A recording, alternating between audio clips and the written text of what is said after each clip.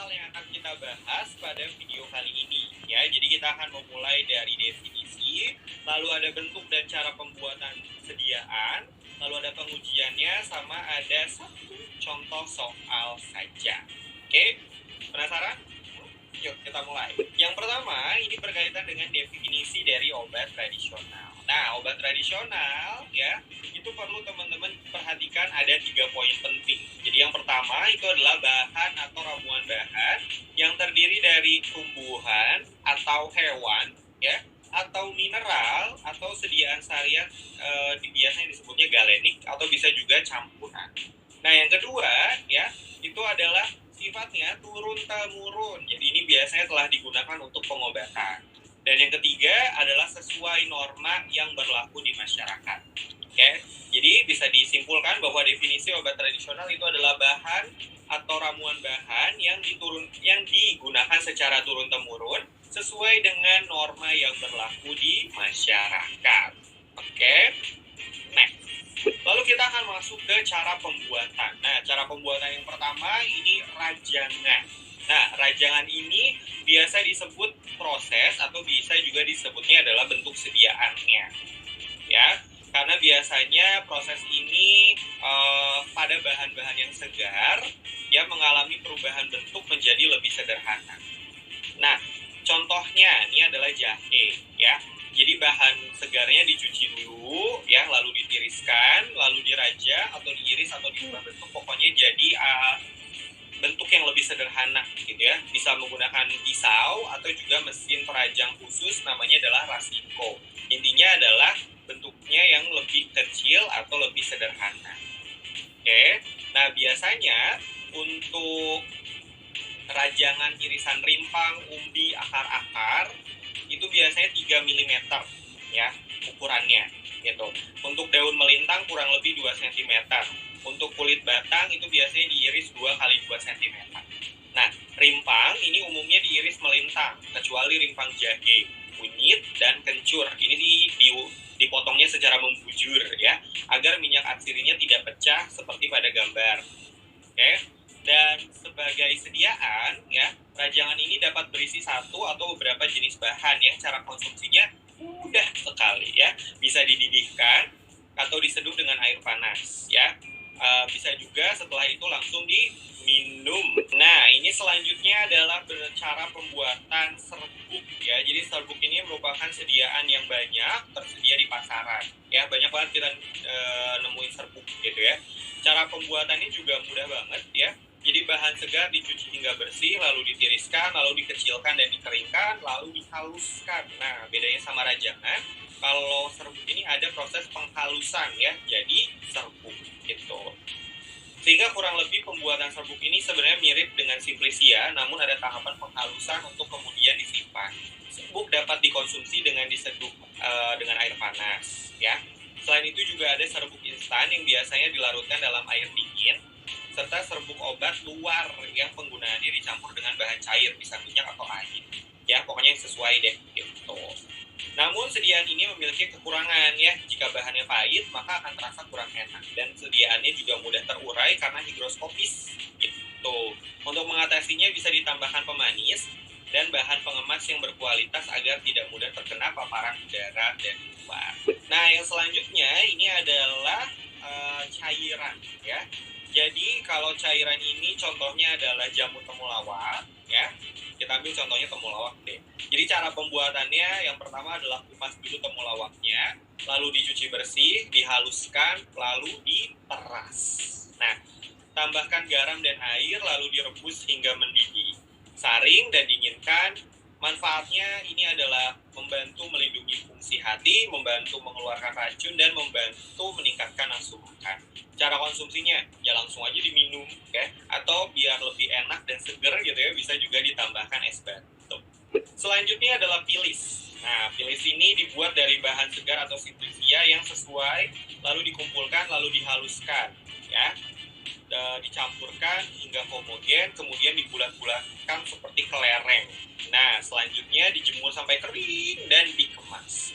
Nah, seperti halnya pilis pala yang biasa dibuat dengan dihaluskan lalu dibulatkan atau dalam bentuk serbuk dan lalu dikeringkan. Nah, umumnya sediaan ini harus diencerkan dulu dengan air hangat, lalu diratakan untuk kemudian dapat diaplikasikan sebagai obat luar di dahi atau di pelipis. Ya.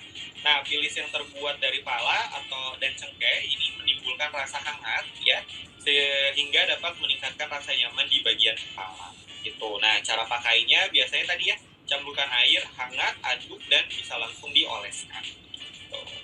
Yang selanjutnya adalah tapel. Ya, tapel ini sebenarnya nggak jauh berbeda dengan pilis. Jadi tapel ini dibuat dari bahan segar atau simplicia yang sesuai dikumpulkan lalu diremukkan.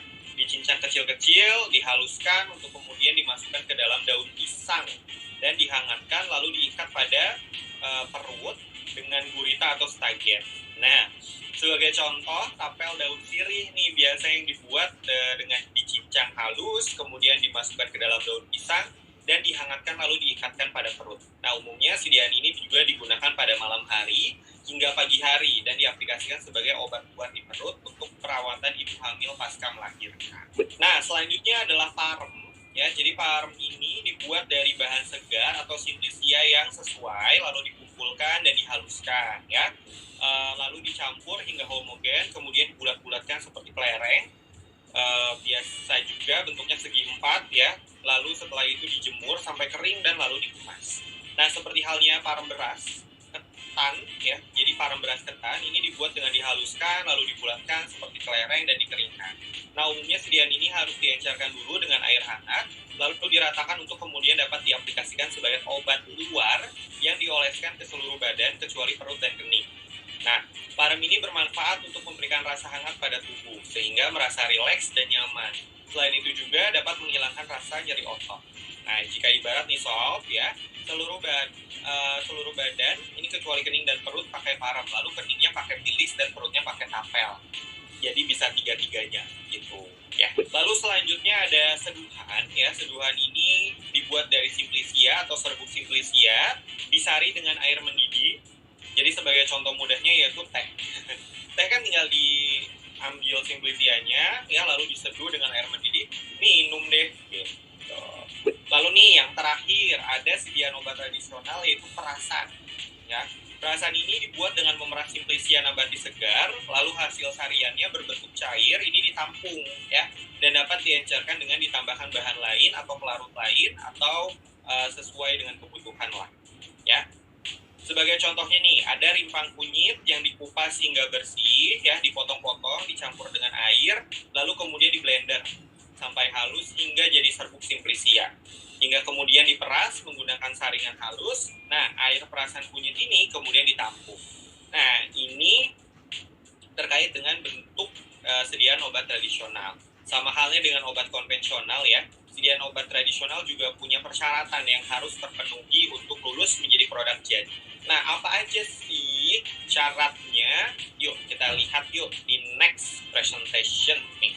Nah, pengujian dari obat tradisional ini kurang lebih ada 5. Ya, yang pertama itu adalah organoleptis. Ini adalah yang paling sederhana, dilihat bentuknya gimana, rasanya gimana, baunya, dan warnanya. Lalu ada kadar air, biasanya sih harus kurang dari 10%. Lalu ada cemaran alfa toksin, ya, dan ada cemaran logam berat, juga harus ada keseragaman bobot. Ya, jadi ini adalah 5 pengujian obat tradisional yang minimal harus ada. Seperti itu. Nah, ini adalah contoh soalnya saja, ya. Jadi sebuah umot ingin memproduksi sediaan pilis dan tapel. Apa perbedaan dari kedua bentuk sediaan tersebut? Aduh, mudah sekali. Saya kasih waktu 5 menit ya. 5 menit, lama amat, 5 detik. 1, 2, 3, 4, 5. Nah, ini adalah jawabannya, ya. Jadi, bedanya pilis dan tapel itu dari pengaplikasiannya, ya. Kita lihat nih, ini ada rumus singkatnya. Jadi, kalau pilis, itu lihat P-nya, yaitu dia ditaruhnya di pelipis atau dahi, ya. Lalu kalau tapel, itu lihat ada P-nya, perut, gitu, ya. Nah, untuk proses pembuatan sediaannya sendiri, kalau pilis kan dibulat-bulatkan, kering dan kemas. Kalau tapel, itu bahannya dihomogenkan, dimasukkan ke daun pisang, dihangatkan, lalu diikatkan di perut dengan gurita atau stagen, ya. Jadi udah jelas ya bedanya PILIS dan TAPEL itu apa. Berikutnya adalah referensi yang kami gunakan. Silahkan